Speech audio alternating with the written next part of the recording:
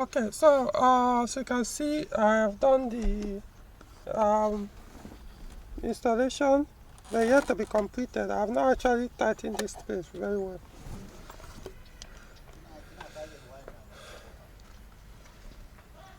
So again, so as I've done the installation, what I mean installation, I mean the connections. Just this is not the position where I'm going to leave it. I just want to confirm the connection before I now decide how to go about it. Because I've not decided whether I'll leave it here, leave it here, leave it here. I don't know yet.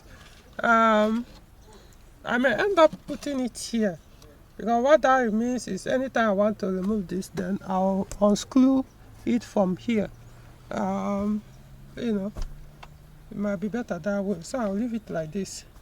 Does it block my speedometer? Not really, no, not really.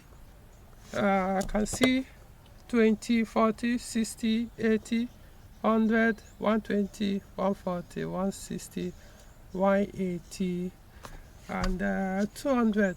At least the 200, I'm seeing the mark. I'm not seeing the figure, but I'm seeing the mark. So, the only thing, the mileage, okay, I'm not seeing. I'm seeing the mileage actually. It's the trip meter that I'm not seeing. But it is, I don't actually work with this trip meter, the mileage especially, since, like I said, this is not the one that came with the car, so I don't even bother with working with it. So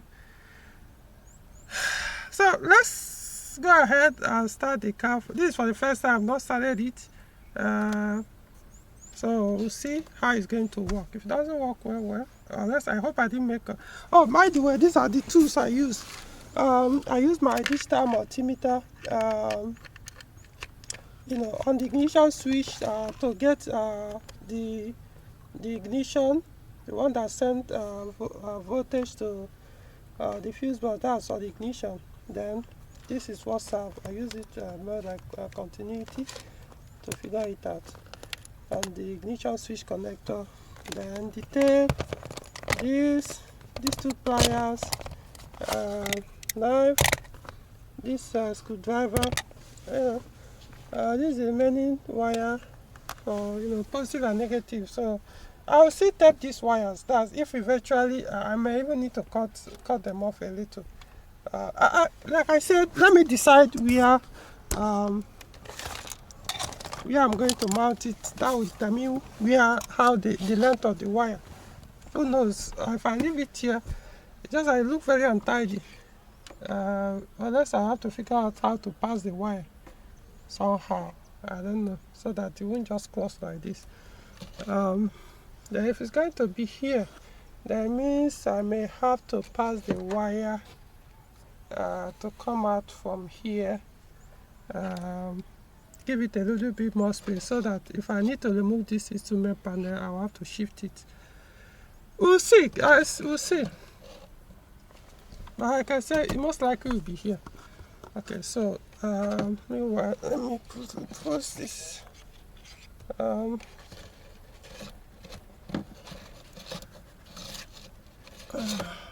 Okay, so let's switch on the ignition.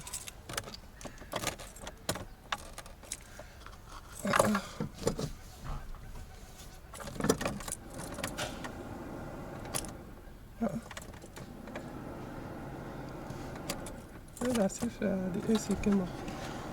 Okay, so you can see about 10 point something volts. It's not up to 11 volts, the battery. You can see the lights come up. You can see? You see the bulb works.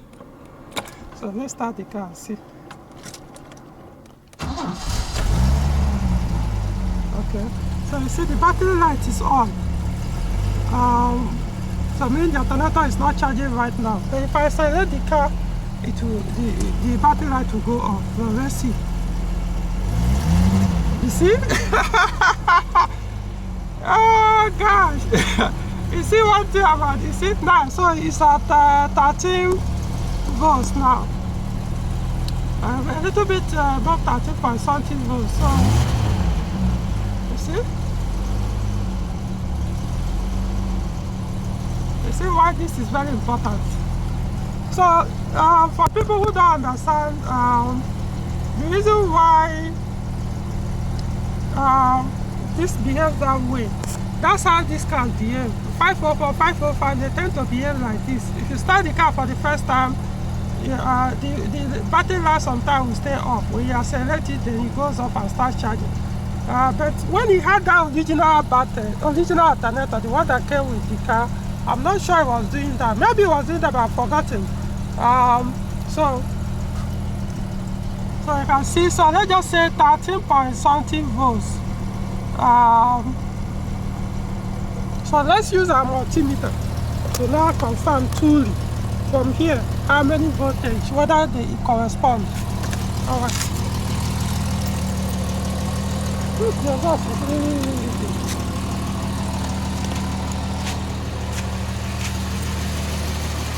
Okay, so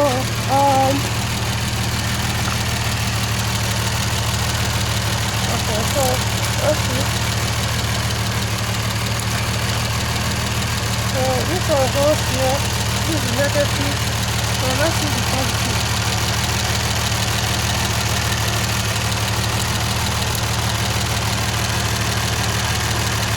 So you can see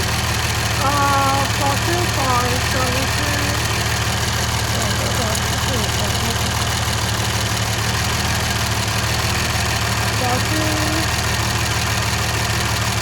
Totally 13 point something volts.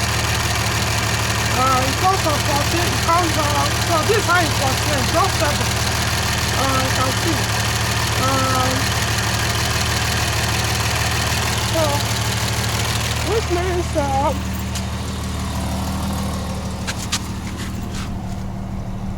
so it's kind of accurate. It's close to that 14. So I can see the gauge, that needle is dangling because of the fluctuation of the voltage. So it's actually doing its work.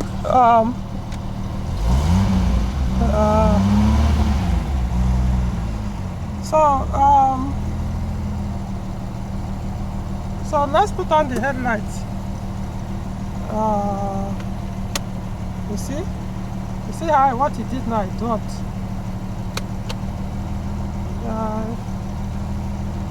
So it's right now basically 13 point something. Then if I put on the headlight, it dropped less than 13. It's still within that 13 volts. 13.64. So, but of course, number one, this is not a digital voltage, so it may not be as accurate as it's supposed to be.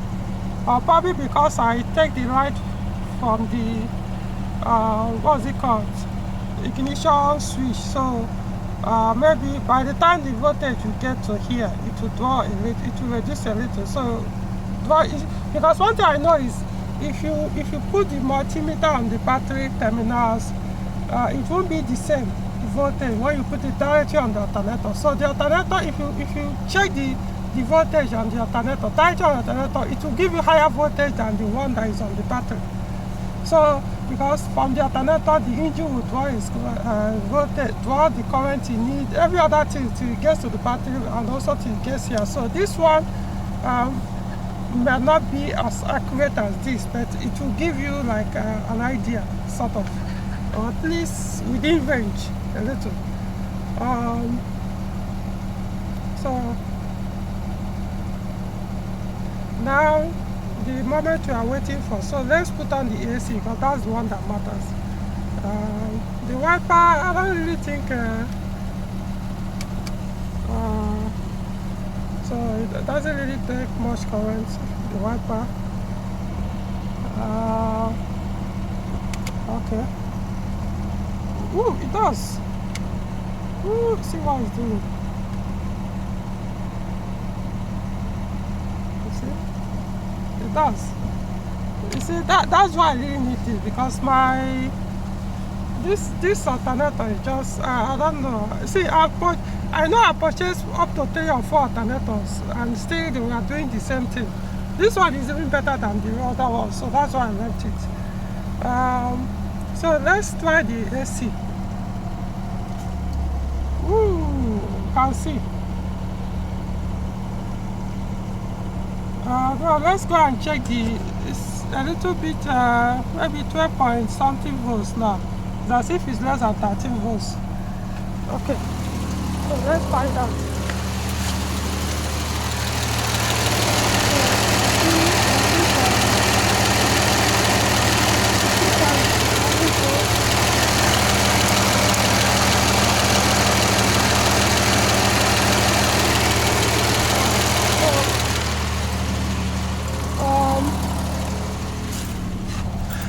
So, but at least he hasn't got into that. Now, let's see. Headlight is on, remember? Is it? Yeah, the headlight is still on. Okay, oh, without the headlights, it drops immediately. So, meaning that at night, let's put out, this is the parking light, no effect. The dim light. With the AC, then the full light. With, you know, so let's see. Still above 13 volts.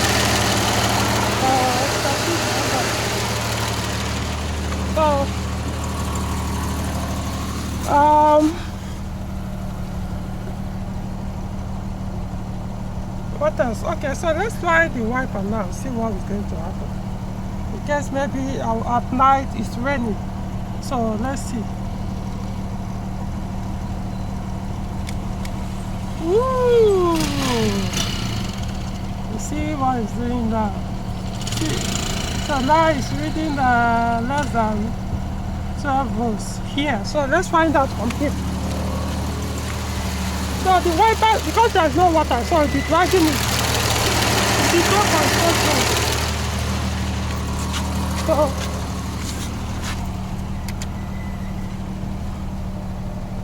however, I do know that because there's no water now, so it will be dragging the wiper motor. So the wiper motor also will be dragging the alternator, will be turning on the alternator. So what that means is at night, and it's raining.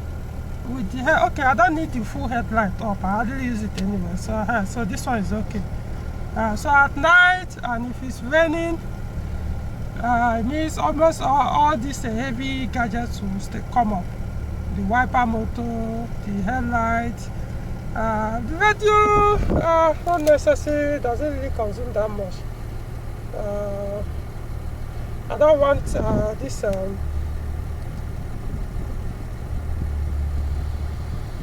I don't want to put on. Okay, there are 2 different things. Yeah. You can even see a bit So of it doesn't really have much effect. But it's not really healthy, right? Yes. So radio doesn't have much effect. So off the radio. So let's put off the headlights. So now without all the headlights and in the daytime, if I'm running my AC, it will be above 13 volts. So let's put on the wiper. Let's assume in the daytime it's raining and I put on the AC is still running. I have not switched it on, and I now put on the wiper without need of headlight. Okay, so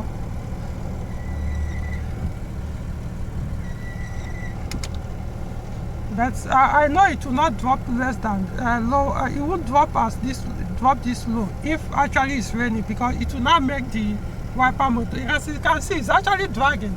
It's not as fast as it's supposed to be because the window is actually dry. I would have, if I had somebody else who would be pouring water as the wiper is bottom, the voltage will stay a little bit higher. So let's switch off the AC now since the headlight is off. So the AC is off now. So what that means is at this 13, if it's pointing at this 13 volts for here, it means is probably around 13.9 or 14 volts here on the battery, and then on the alternator it might actually be a little bit 14 volts. So so this is actually very good. It's actually very good. So like I said, I don't expect it to work to give me the exact accurate voltage, considering that it's not directly from the alternator. The alternator is what I will show you exactly what is the output. Before it gets to battery, the output will reduce, because the car, the engine will draw its own, you know. So what this means now for me on this car is, once it drops, it gets to, so in other words, 12.5 volts will be probably when it gets to like 11 volts here. If it gets 11 volts here, that means for some reason my alternator is no longer charging the vehicle. So that's what it means. It's period. It's no longer charging.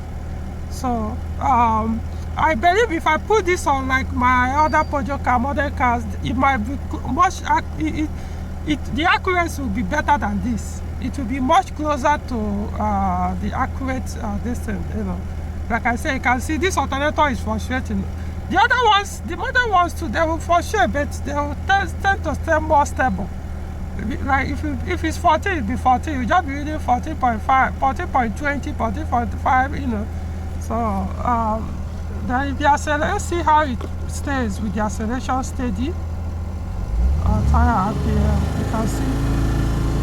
So you see, it's actually when it's at idle that it starts to frustrate. But when you accelerate it, you know, this stable. That's your after party. Okay, let's see 2000 RPM.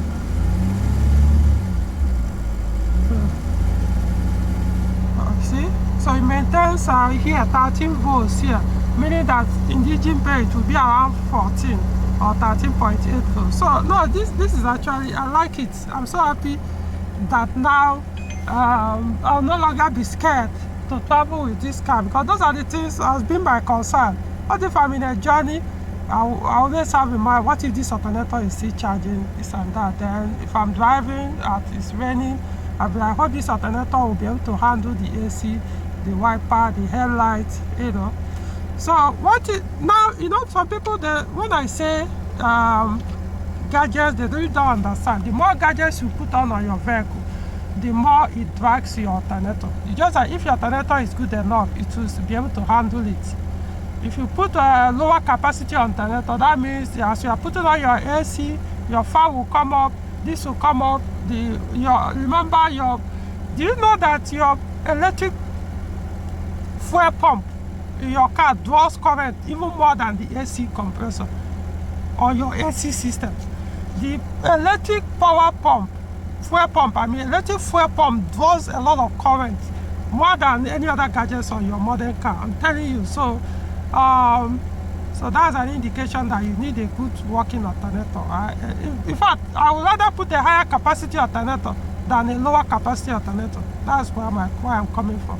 So I will also keep looking out. Anytime I have the opportunity to get the factory, or even if it's not factory alternator, as long as to be able to maintain, because like I said, it's supposed to be 70 amps, but 505, 504, 4-cylinder carburetor engine, what you usually see is 40, 50 amps. The one that comes with AC is at 50 amps for carburetor engine. Without AC, 40 amps, even 35.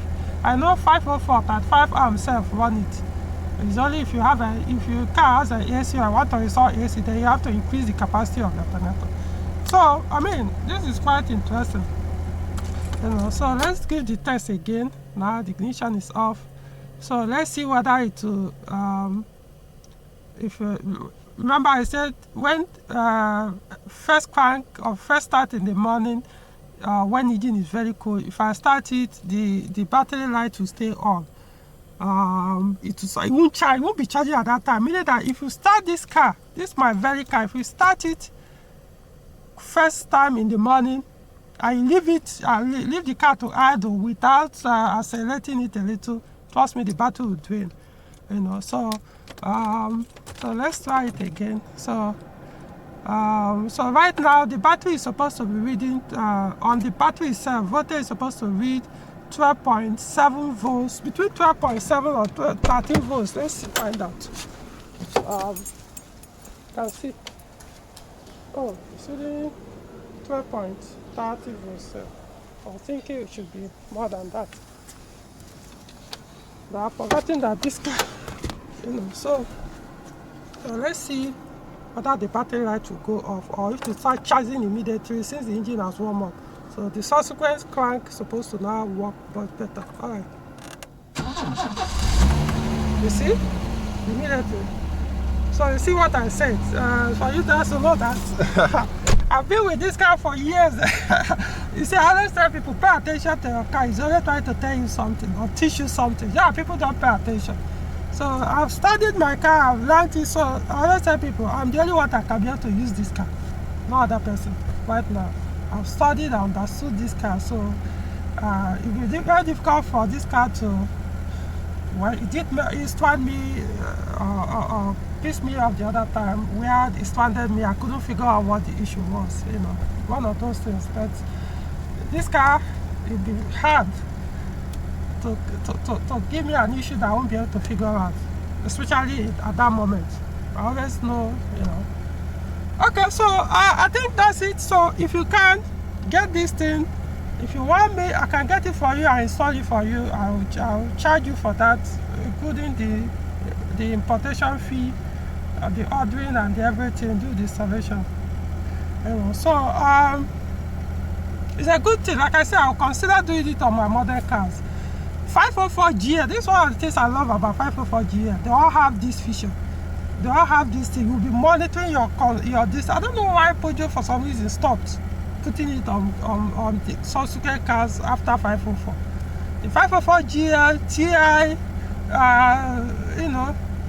those 504 produced in those eras. Especially the ones are assembled outside Nigeria and the rest. And the GL assembled in Nigeria. They all have this voltmeter, which monitors your alternator. Once you start your engine, it will see your alternator, just like you can see my coolant temperature gauge now. It's around, is it 85 to maybe 88 degrees Celsius. Flare gauge and the rest. So it's then, like I said, or you get Argentina models, Argentina spec, especially those are facilitated model. If you get it, it will have that voltmeter gauge. But every other Peugeot car, I don't know, it's maybe 305. I don't know. It's possible there's another Peugeot car during the era of 504 that had that gauge, or after 504. But the common ones you get for 406, let's just leave. I don't think 405 has it, I'm not sure. I don't think so. But 406, 407, the rest today, no, at least that I know of, none of them have this gauge because they believe it's irrelevant. People don't even bother about it, but I do. Trust me, I do. So, so it's a successful modification. I'm so happy that I did it. I know this video has taken longer than it should, but come on, who cares? People who benefit from this will benefit. Those who have a reason to complain that my videos are always too long, everything, who cares? You are the one losing, not me. Okay, so until next video, and you can like and subscribe, and so that stuff like this will always come up for you to educate yourself, and probably do it on your vehicle or work towards something similar. Yeah, it's a very good modification. Alright, one more thing to add, which is very important. Now, some might be wondering, but I mean, do you really need a voltmeter gauge to know the condition of your battery or the condition of your alternator? After all, the battery tell sign or warning light is there on the instrument panel. So if that one, if your alternator stops charging, it will warn you immediately. Or if for modern cars, it will start telling you battery charging system faulty, blah blah blah. See, I don't think you get it. It's the same thing with saying temperature gauge. After all, why do you need temperature gauge? After all, if your car starts overheating, Immediately it will tell you if coolant temperature too high, messages like that. So what this thing does is to prevent it to get to the point. See, by the time it starts showing you battery light, it means the start over. It has actually stopped charging. It has gotten that bad that it can strand you. Likewise, by the time it starts telling you coolant temperature too high, means you see this temperature gauge, it has gotten to the LED light. So it's at that point the harm can happen at that time to your engine. But if you are monitoring your gauge, probably let's assume your gauge or the normal here temperature is 90. I'm just saying, let's assume that is 90 degrees Celsius. But as you are driving on the side, notice it's now 95, which has never happened ever since you've been driving the car. What do you now do? Do you now assume that it hasn't gotten to red for you to, or you keep waiting till you get that information, coolant temperature too high, for you to stop the car to figure out what's going on? So you can stop that damage from happening by monitoring your temperature gauge and not waiting for you to get to red lights to start showing you warning or to start warning you. Likewise, this one, all this thing does is the same thing as coolant temperature gauge or oil temperature gauge or fuel gauge. Fuel gauge is there for you to know, oh, it's about to enter that aisle. So you don't need that orange light warning to come out for you to go and top up your car, because at that time you are not harming your car. You are collecting dirt into your fuel pump, you are passing it, you are blocking your filter, it's getting to the fuel injectors, blocking it. But if you can, once you notice that it's about to enter light, so you don't need to wait for that warning sign to come up that your fuel level is not dangerously too low for you to do something about it, unless you choose to keep driving the car until you enter that red light or warning. So same thing with this one. By the time you start getting to that 10, once it drops less than that 12 volts, it means there's a problem. So you don't need to wait for you to keep down until you see that red zone. Because in that case, see, remember this one, it didn't give me exactly the accurate voltage, but I don't need it anymore because now I've understood. I've used my multimeter to check and understood, okay, when it's 13 volts, where it will be. When it's 12 volts, where it will be. Because it's not directly on the battery, I didn't run the connection directly from the battery or the alternator. So I don't expect it to give me the accurate this thing here, measure here. However, let's assume it's accurate. What that means is, by the time you get to 11, it means it's no longer charging. If I keep driving the car because I don't care about the gauge, I only wait for the battery light to come up. If we enter that red zone, that's when the battery warning light will come up, and then the chances of damaging your battery is already high. It's not, if I even stranding at that time, the engine can go off. I won't be able to start anymore. So once you get to the warning time, then the damage have started. If you are lucky, it may not have happened immediately, but most likely to start from your battery. Then as it's draining your battery, you get a point, it will start switching off so many electronics until the fuel pump goes off, and that's all. So this is for you to prevent that from happening. That's why I say preventive maintenance. Listen to your car, it's trying to tell you something to prevent that harm from happening. Don't need to wait for the harm to do before you now fix issue. So for you those who might start to criticize or start to have a different opinion that this is not really necessary, it was a waste of money, I'm not here to convince you. I'm only trying to explain, educate people who probably might be interested or wondering, okay, what's exactly the difference between this and the warning light. So that's why I likened it or use similar gauges here to show you it's doing exactly the same thing your coolant temperature gauge, your fuel gauge, your oil temperature gauge is doing. Likewise, your oil level gauge. There are cars that also have oil level gauges.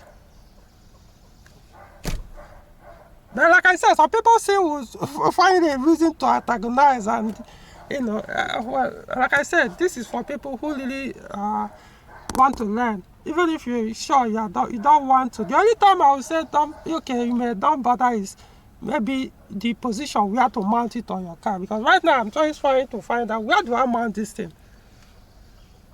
Not every car will have a better position or space for you to keep it, mount it. In that case, you may not want to mess up your dashboard or your interior. If you have that space, look at your model, look at your car, whether Peugeot or anything, look at it. Do you think you have a position where I can keep it? If possible, do it. And trust me, do it. It will do it. You understand? I used the 544 GL with this thing for years, and I know the advantage of this thing. That's why I went out of my way to buy the aftermarket one and install it. So I hope this makes sense.